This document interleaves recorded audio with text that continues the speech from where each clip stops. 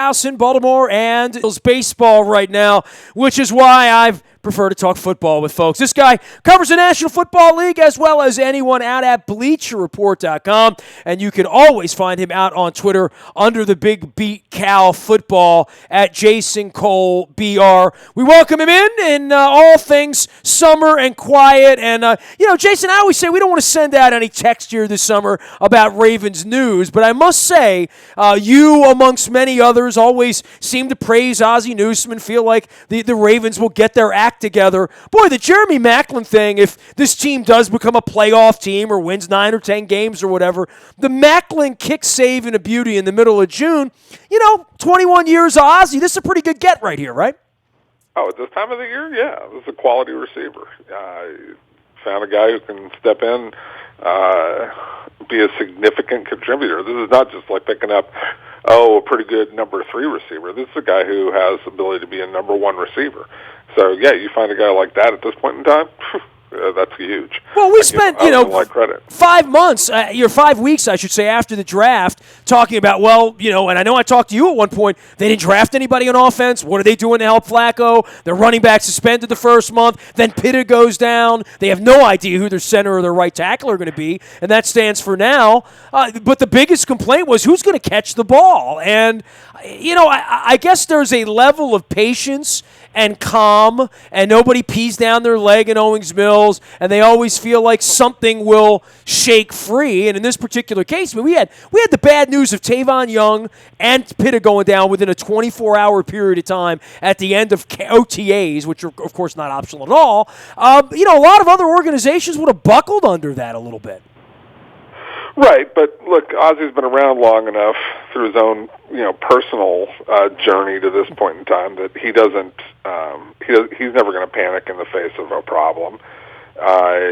Steve Bisciotti is not a panic-driven person, and neither is John Harbaugh. So who in that room is going to sit there and say, oh, my God, how are we going to be able to compete? They all say that they're going to be able to compete. They're going to be able to find a way, whether they come up with a guy like Maclin or not. They believe that they're going to find answers. And so that's one of the things I love about the Baltimore organization. Now, it doesn't mean that it happens every single time, but this is a team that finds a way to compete on a regular basis, and I would always trust in the program that they put together.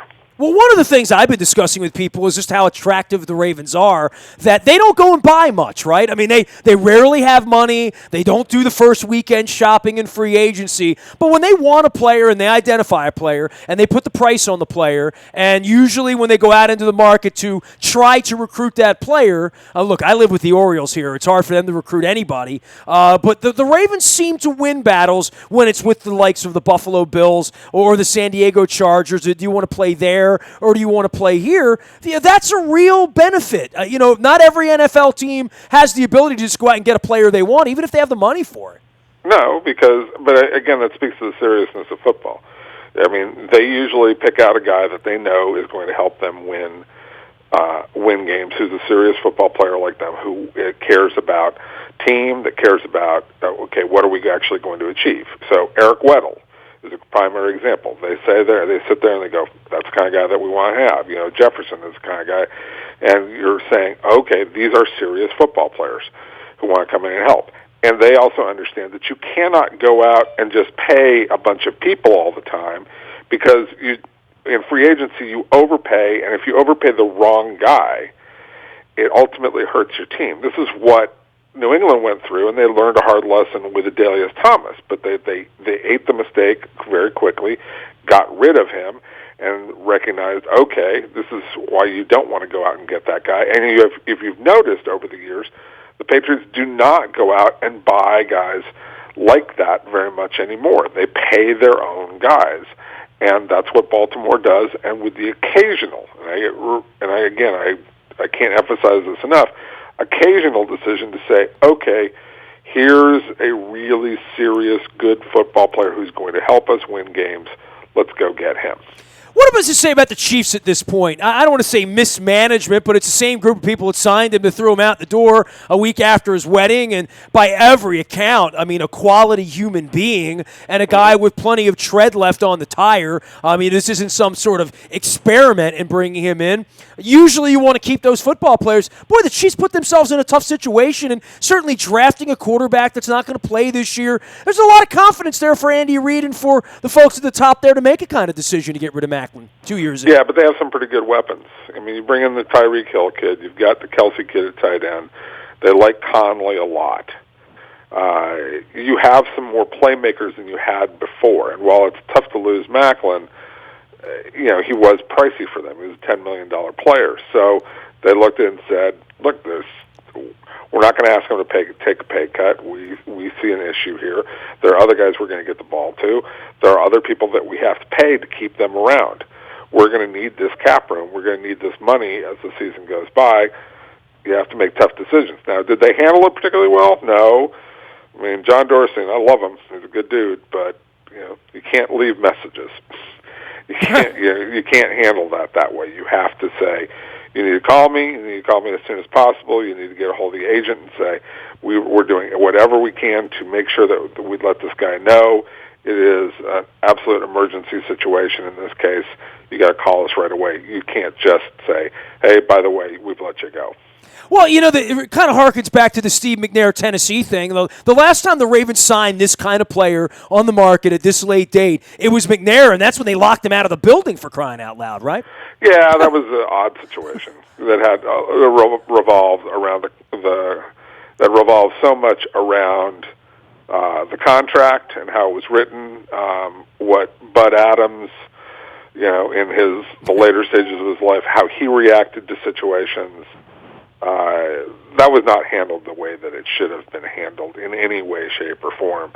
And I think also the acknowledgement eventually by the Titans that, we're going to lose this guy to Baltimore.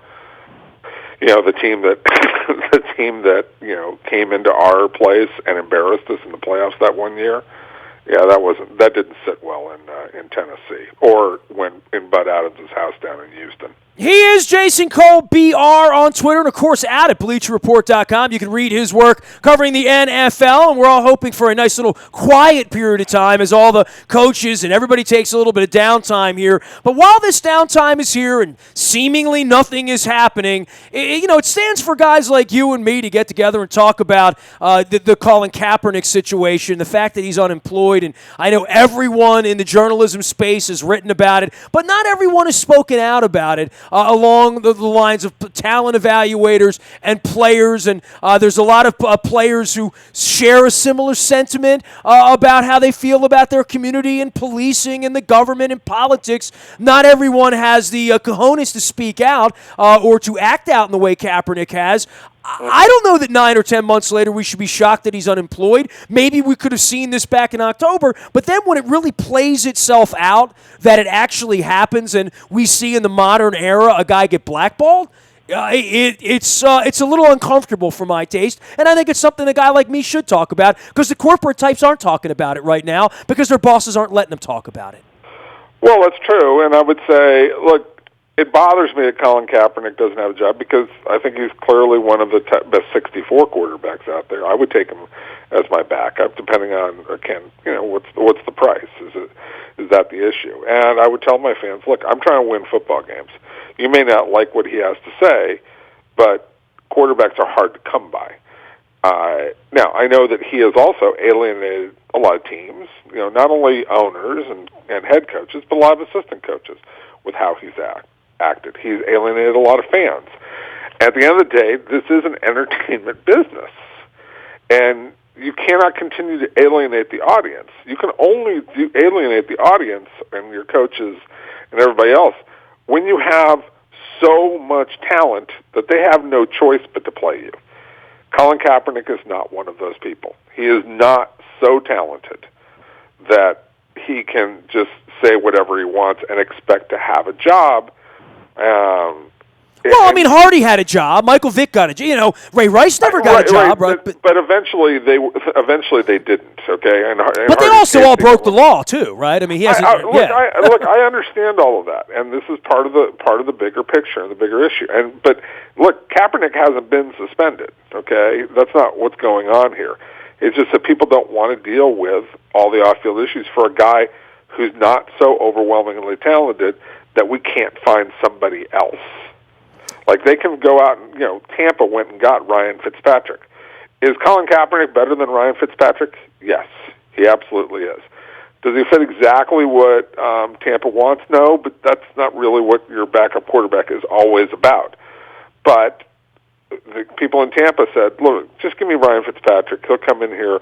He'll help out. He'll shut his mouth. He'll go do his job. And that's what we need. I don't need drama from my backup quarterback. He is Jason Cole, BR, on Bleach Report. I want to take this into another direction because you and I have known each other a long time, and we have chats off the air often. And I know of your affinity for NBA players and in the league and covering the league and the outspokenness and the all of that goes on. And I've only covered the NBA a handful of times in my career. If I sat with NBA coaches or players, I find it fascinating. That one time in my life I sat with Steve Kerr. His whole statement was very anti-Trump, very much what Popovich has said, very, very publicly, very, very animatedly. A lot of guys around the NBA have done that. They've worn the Black Lives Matter. They've done all of that stuff in the NBA. Why is it cooler there and allowed there, and in the NFL, the one guy who's had a statement of some kind has been black? I mean, that's a hell of a message to the other 2,000 people in the league, whether you're a coach, an owner, a fan, a media whatever it would be. Kaepernick is really being hung, because right? Football players are replaceable parts. I mean, there's only, it's like the NFL's running their top 100. Okay, that's great. It's kind of a cool thing. But even among those top 100, there are a bunch of those guys who are replaceable parts. We can go get somebody else to do what you do. In the NBA, there's not, most of those guys are not replaceable. Not the big stars, not the Chris Pauls of the world or the LeBron Jameses or the Kevin Durants. Those guys, again, they can say whatever it is that they want to say. And when they say it, it's okay for everybody else. Now, if you have, in this league today, Aaron Rodgers, Tom Brady, Cam Newton, Ben Roethlisberger come out and say something of a social nature and say, like, this is important that we as a society look at this issue, and they band together, then everybody else can say something because those guys are the face of that movement. Colin Kaepernick by himself is not a big enough star, not a talented enough player that he can be the face of a movement. And that's just how it works. And just how it goes in football, because again, I don't know, out of any team, I would say out of 53 guys, 45 to 50 of those guys are replaceable parts. It's really that big a number. Jason, you've been running around a little bit with OTAs and mini camps and whatnot down in the southeast quadrant of the country. I guess a lot of light shed on the Atlanta Falcons in the aftermath of the mess there. I'm a big Quinn guy. I mean, Quinn went to school here in Maryland at Salisbury, and I've gotten to know him over the course of time. I'm a big fan. I see them as bouncing back probably better than some believe they will, because I think they're a better team. I think they're an emerging team. I think they were a team last year that was getting better and certainly was good enough at least for 2.5 quarters to win the Super Bowl last year and do it kind of flawlessly until it all fell apart at the end. I know you spent some time, and everybody's going to be dissecting that, and I know the division is perceived to be getting better, certainly down in Tampa, and I know you visited down there as well. But the Falcons, a lot of eyes are going to be on the Falcons because they should have had themselves a parade 6 months ago. Oh, yeah. They should have been celebrating here for the past 5 months. They're 2 botched calls away from being Super Bowl champions. Just run the ball a couple of times, and you probably have won the Super Bowl. But I think that Dan Quinn, to his credit, who has now gone through this basically twice in the last 3 years, right? Because he was there in Seattle for the interception, right? He's got some unique preparation for this, right? Right. It's Dan Quinn is 3 plays away having, being on the path to a Hall of Fame resume for our coach, right? Instead, he's at the, what happened, side of this whole thing, standing there with his palms raised going, oh my God, what did we just do here? So, and not only did he'll be explaining that after the game or for a week or a month, he'll be explaining that at some chicken dinner 20 years from now. Absolutely. Why did you guys throw in those two situations? And I give him credit. He's not made any excuses. He's not blamed Kyle Shanahan. He's not tried to throw anybody on the bus. I mean, he hasn't said anything when other people have, but, other than, look, we're responsible as an organization. He's never done that. And I think that kind of resolve is important to dealing with, hey, look, we're responsible for who we are and what we did, and we're going to overcome that because we're tough-minded people. I think that Dan Quinn is a tough-minded guy. I've known him since he was a defensive line coach way back when, with the Miami Dolphins as an assistant under, Nick Saban. I've known him for an awful long time here. He's a very, very tough-minded guy, and that will help that team get through it. The bigger concern I have for them is, look, you got Desmond Trufant coming back from his injury. You've got Julio Jones, who hasn't worked all offseason either because of his toe injury, and your number one pick, Tack McKinley, who's going to be one of your chief pass rushers, he's banged up too. Are these guys all going to be ready to play? That's the bigger question. Jason Cole joining us here from Bleacher Report. You can follow his journey out on Twitter at Jason Cole BR as he relaxes over the next couple of weeks, because nothing's going to happen here in the NFL over the next 6 weeks, right? It's all going to happen in the middle of the night or after midnight. It's the old story from guy Will McDonough once wrote it in a column years and years ago before he passed away. But he recalled once he was playing golf with a coach, and golf was standing at sea. He goes, I hate this time of year because I know, and he's just kind of going through his swing, and he slowly says, I know, somewhere out there, and he pauses, one of my players is, and it wasn't the word screwing up, but let's say it was screwing up, and he can't watch them. He can't know what's going on. He can't keep track of those guys. So somewhere out there in the next 5-6 weeks, we're going to have somebody do something wrong, and it'll be fascinating. And as all the coaches stand in front of their team last week when they go away, say, make sure that's not you. Yeah, well, good luck with that. So, yeah. You've been down to Tampa. Telling a bunch of 20-somethings to not screw up. Good luck with that. You've been down to Tampa a period of time, and I can't think there's any more heat coming out of any organization than Tampa. Maybe Tennessee as well, and I've talked about both of them extensively and how Winston and Mariota are kind of attached to hip to some degree. Both of these teams expect major 11, 12 wins or the expectations this year, but no more so than in Tampa, where Mike Smith went down there, took over that defense. They had a really nice draft this year and picking up O.J. Howard, another piece for Jameis Winston. Big thoughts in Tampa about giving Atlanta a run this year, right? Oh, yeah, that entire division. I mean, look. Carolina, too. Yeah, I mean, I love that division as a whole. I mean, because I think that, even New Orleans, while their defense is in disarray, made a lot of games competitive.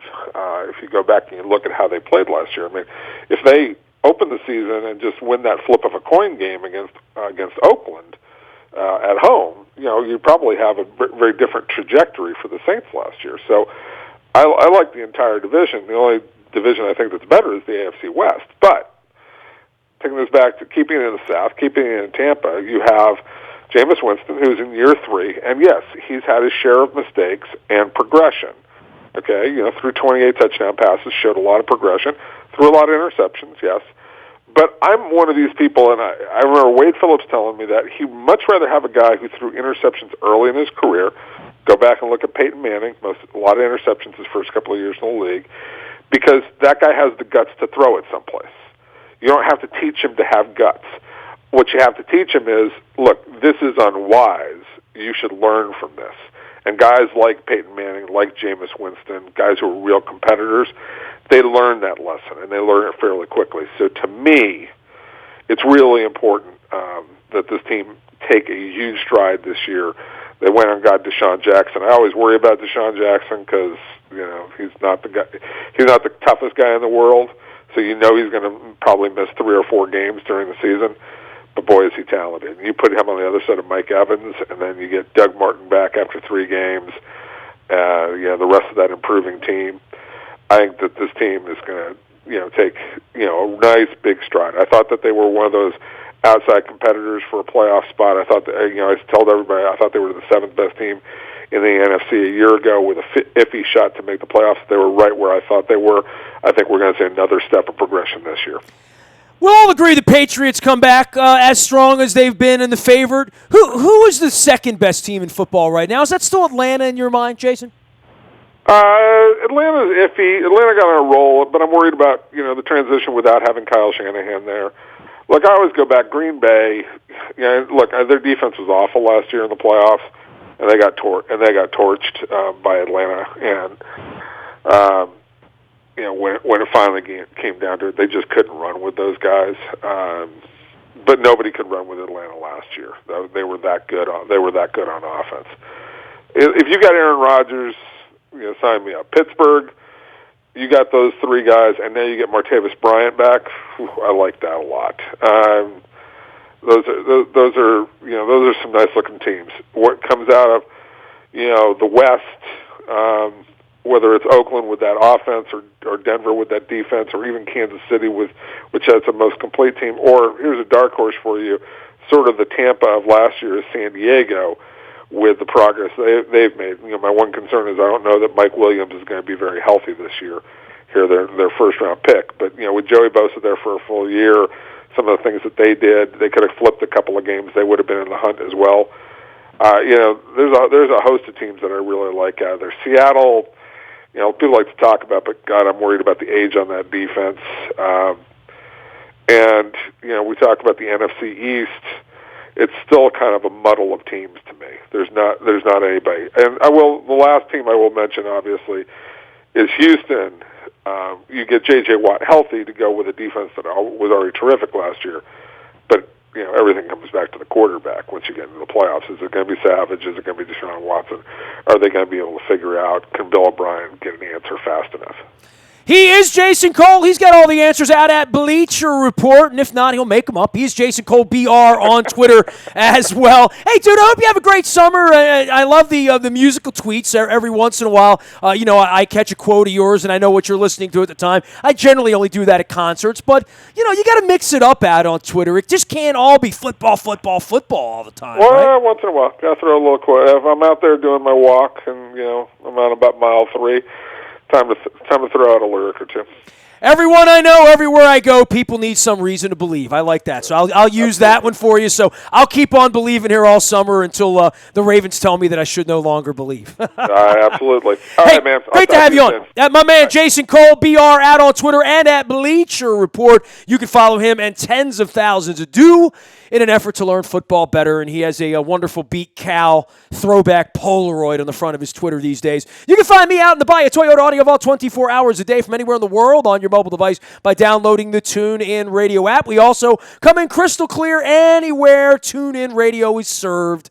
East, west, north, south, even outside. I was listening to WNST in New Zealand back in March. I thought that was kind of cool, especially on my mobile device. I'm old school, and I remember when AM 1570 only covered the Beltway.